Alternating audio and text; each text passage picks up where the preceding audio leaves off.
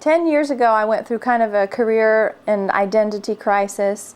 Didn't know what I wanted to do. I had tried all kinds of things from bartending, floral design, social work, special ed, and just all those things just wasn't it. I had heard about this organization. It's a coaching organization, and what they do is help people find their passion and then develop business skills around that so that they can sort of create their own profession doing what they love to do. And I thought, well, that sounds great. So I enrolled in one of the classes. It was a 30-day intensive. I studied the profession of coaching and continued to evolve my business and worked with my business partner, who's now my husband, who also had a background in film. And so when we kind of put the threads of our business together, it got stronger and stronger, and we saw that what we could specialize in was educational media and also training. I always wanted to have my own show that inspired people.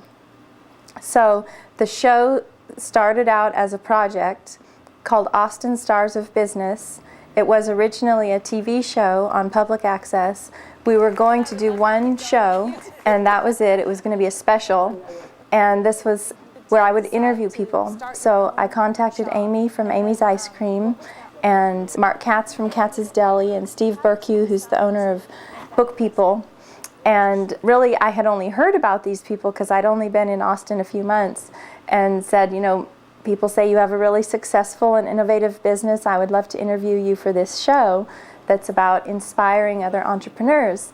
And so they all miraculously agreed to do the interview. A year ago, Sylvester said to me, the future of the media is on the internet, and I think we should change the format of our show to a podcast. We would have a global audience, which is our goal anyway, is to connect entrepreneurs from all over the world and people who are following their passion, you know, people who are becoming leaders in their communities, you know, connecting all these people.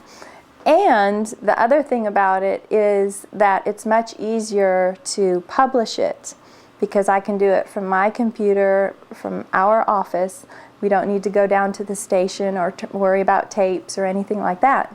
Sometimes I will think of a person and think, oh, that would be a great interview, and then call them up and they say yes. 9 times out of 10 they say yes. People are very, very gracious, and they want to help out, they want to give back.